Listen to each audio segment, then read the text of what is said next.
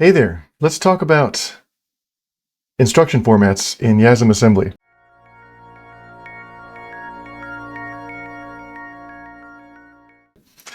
So what am I talking about? Well, if we're in Yasm assembly and we're going to learn how to use lots and lots of instructions, it's probably a pretty good idea to understand the general idea of an instruction and its operands and the things that you can do to it.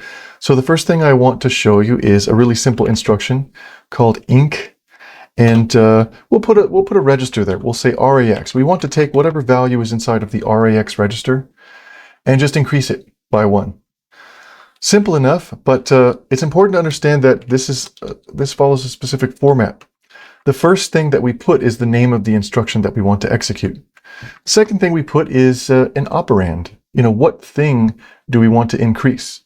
We could actually put other types of operands there. We couldn't put an immediate number like just a hard-coded number, but we could put a memory location if we wanted to, and we were careful about it. So think about instructions as following this sort of format. Let's see, INST, and then a space, and then, you know, sometimes instructions have 0 operands, like there's an instruction called CQO, I think, and it just takes 2 registers and sort of like lays them out against each other. But for now, we'll just assume we're going to write instructions that actually do something to named registers or memory locations or whatever. So the name of the instruction comes first, and then we have an operand. 1 or more operands, up to 3 actually. So basically, the operands are separated by commas, so we'll say operand 1, operand 2, operand 3, and most instructions will follow this format. Then you just have to figure out what the operands do, what the operands are for.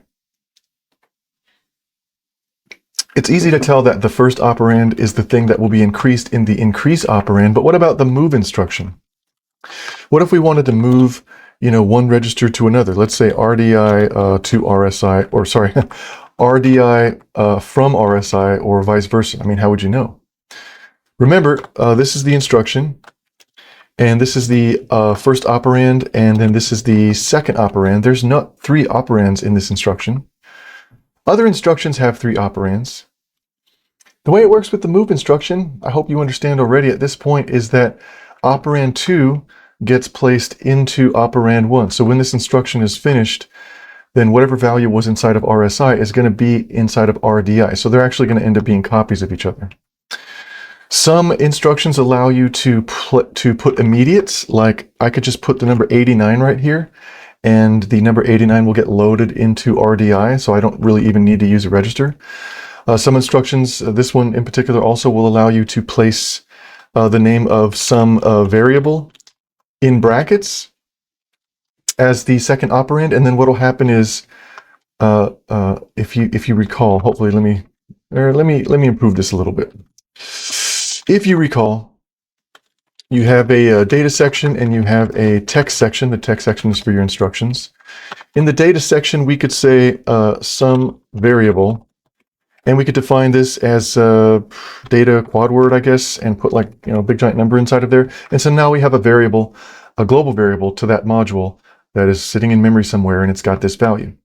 So then what we can do is basically say, take the name of that variable, stick it inside of brackets, and then the move instruction will go grab that number, grab the value associated with that variable, and then load that into RDI.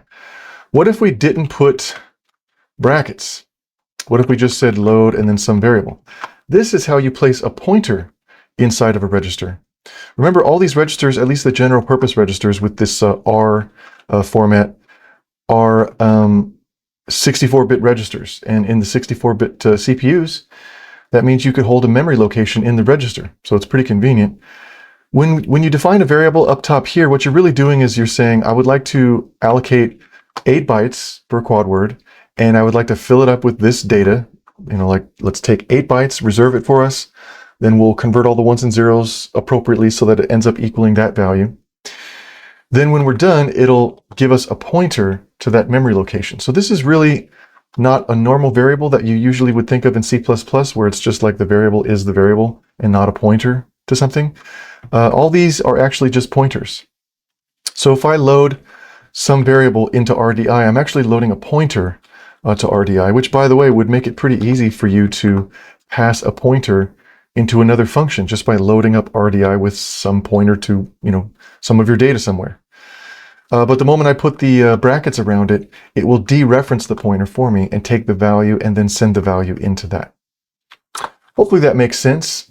Okay, so we got pointers, dereference pointers, immediates, and registers. That actually went by pretty fast. I thought this was going to be a long video. Well, let's look at my favorite book here, the Ubuntu coding book. Let's see. Oh, maybe first let's look at the add instruction, because I wanted to get something with 3 operands. So let's do an instruction with 3 operands. I'll say inst, and we'll do operand 1, operand 2, operand 3. So we have this add instruction here where we can just add 2 integers together. I could say, let's load the value of, no, you know what? Let's do this first with only 2. Yeah, because that'll be more fun. Let's do RDI and RSI.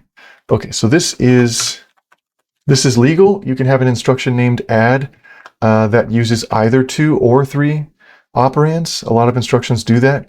Usually in the 2 operand format, what they're saying is, let's do something with both of these values and then store the result of doing something in the first register. So for example, it's going to take RDI and add it with RSI, assuming 2's complement integers, and then it's going to store the result of that addition inside of RDI. So if you think about it, it's faster to type, but sometimes it might destroy data if you didn't actually expect to modify RDI. If you wanted to store the result somewhere else, but still, add RDI and RSI somewhere, then that wouldn't work. So let's do the 3 operand format, operand 2, operand 3. So now let's say that we wanted to store in some other register without destroying RDI after we do the addition. So we can use the 3 operand format. Maybe I'll hit space here a couple times just to make it a little more interesting. I guess I probably should have formatted the comment. Let me try to... No, I guess I can't. I don't need to space it out. Well, I could anyway. So we'll use the add instruction, which is totally valid to use for 3 operands in addition to 2 operands. And what will happen now is it'll take RDI and add it to RSI and store the result in R11 in case you wanted to preserve the value of RDI and RSI. Lots and lots of different instructions with lots and lots of different things that you can do. Of course, we could put a memory location there. We could put like an immediate somewhere. But let me go to my favorite book here. Whoops, I already have it highlighted on the right section. So again, I've said this before in my other videos. This book is called x86-64 Assembly Language Programming with Ubuntu by a brilliant doctor. And I use his book all the time. I'm not going to say his name because I don't want to accidentally mispronounce it. I'm pretty sure I know how, but I don't even want to try because I suck at pronouncing things. I've pronounced my own name wrong on many occasions. So let's see. I'm going to click on section 7, the instruction set overview, and basically, it kind of goes over the fact that, we can put registers as operands and we can do some certain things. Like if you see this notation, it means you can put a register as an operand. If you see this notation, it means that's going to be the source operand. If you see this notation, it means you can put an immediate at that spot. So the book just kind of tells you what to expect in terms of notation. Then if you go down, it starts explaining a bunch of different instructions. For example, the move instruction that we've just been working with. Notice how it tells you the source is on the right, the destination is on the left. And if we are taking from a memory location, which I probably should have mentioned, let me see, did I mention that? No, I don't think I did. If we're taking from a memory location, it's important to understand that the data size of the memory location's data and the register might actually be different. See, here we kind of made a bad assumption. We made the assumption that RDI was a 64-bit register. That's a good assumption. But then we also made the assumption that sitting at that pointer is 8 bytes of memory. That's a bad assumption. Up at the top, we know that when we put DQ for data qword, then 8 bytes are going to get allocated. But by the time we get down to this instruction, assembly is not very smart. By the time we get down to this instruction, we can't be sure if that pointer refers to something that is 8 bytes or 4 bytes or 2 bytes. We should be able to support loading a number. Like, just as an example, I could lower this number, like let's say with the number 25, but you know that the number 25 will fit into just a single byte. It'll also fit into a word, 2 bytes. It'll also fit into a 32-bit number, a dword, 4 bytes. It'll also fit into a quadword, 64 bits, 8 bytes. So it'll fit in different sizes of data. So what if you have a memory allocation, like instead of putting DQ, what if we put DB for just data byte? So just like 1 byte of memory to put that 25 in. That should work. But the point is, this part of the code doesn't actually know how big the memory location is. So it doesn't know how many bytes to grab. Like, what if it just assumed that because we used a 64-bit register, actually, let's go back up here. Let's change this to a byte. Data byte. So we know that the 25 occupies only 1 byte, but here, if we were unlucky, then the assembler might assume, oh, they want to load 8 bytes of memory interpreted as a number, and then put that into a 64-bit register, an 8-byte register. But that probably wouldn't work because we only actually modified 1 byte to make that 25. So there's going to be 7 other bytes of junk data. So now we just loaded RDI with some sort of a nonsense value. And even if it does work, it might not work on every run of the program. So then you have something which is probably undefined behavior, where it's just like you made a bad mistake, and your program's going to work sometimes and maybe some other times not work. So how do we fix this? We just specify the size of the memory location or of the bytes that we're going to grab at that memory location. So if I just put the word byte in front, now the assembler knows that I only want to grab 1 byte and interpret that as a number and then put that into RDI rather than all the extra junk data. So if I want to make sure that it understands that I want 8 bytes and also to prevent it from refusing to compile, which it's probably going to do if I don't specify the size, I'll put qword to say, yeah, this 25, it's actually a qword. It occupies 8 bytes. So I want you to load up 8 bytes in RAM and interpret all those bytes as just, whatever number's inside of them. Pretty sweet. I love going to this book because I was going to forget to say that. Anyway, just so you know, there's a bunch of instructions that you can look up. I'm not going to go through all of them, but typically the leftmost operand in some sort of a modifying instruction is going to be the destination register or a memory location.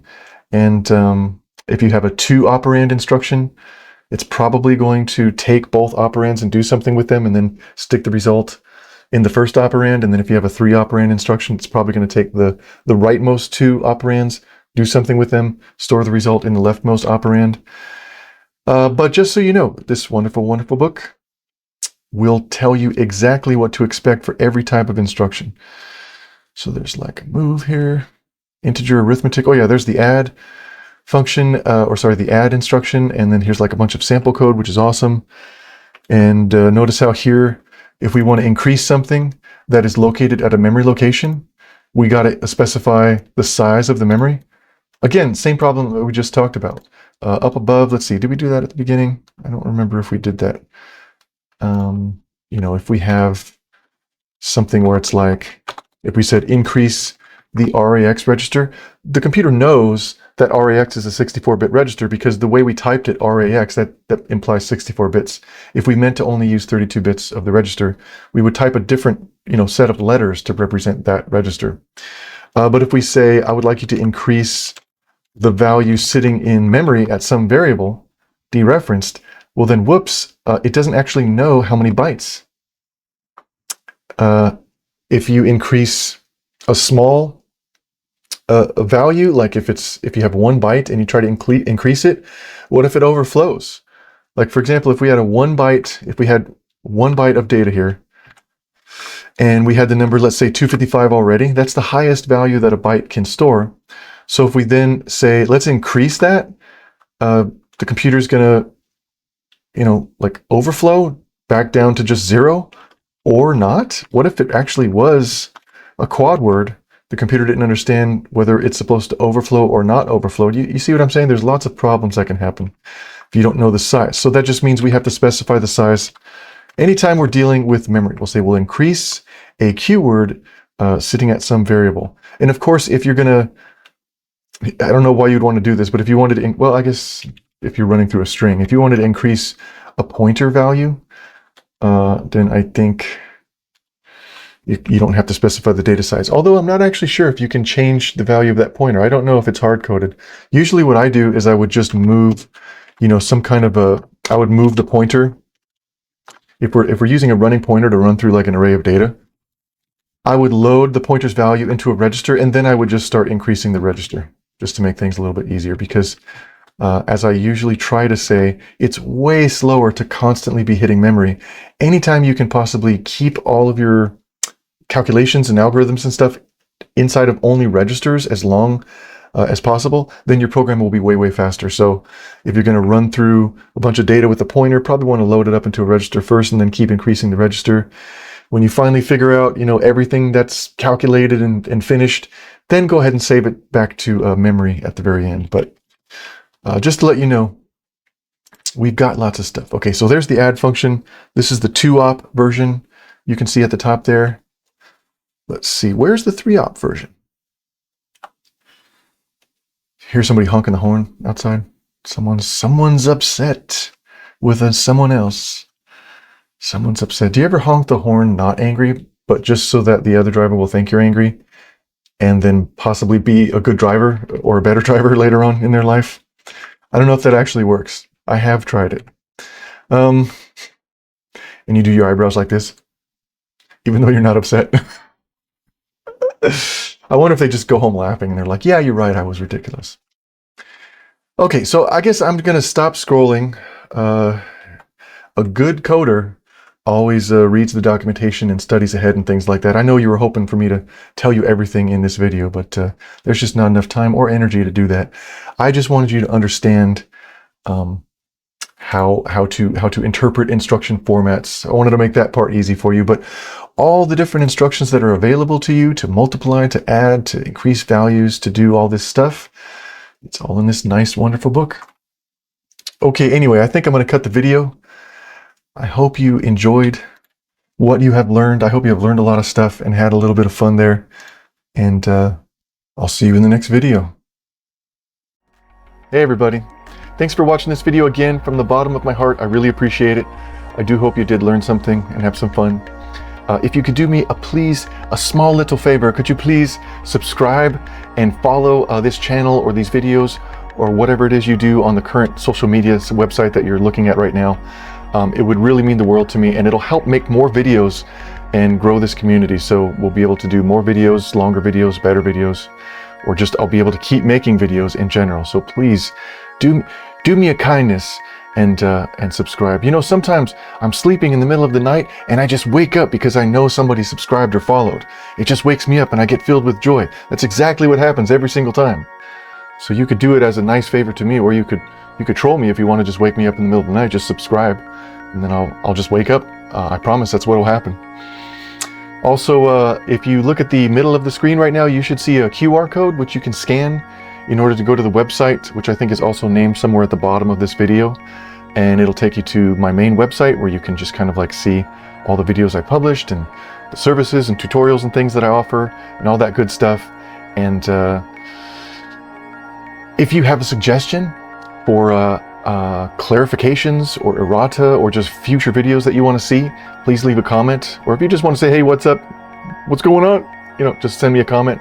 Whatever. I also wake up for those in the middle of the night. I wake up in a cold sweat and I'm like, it would really mean the world to me. I would really appreciate it. So again, thank you so much for watching this video, and enjoy the cool music as I fade into the darkness which is coming for us all.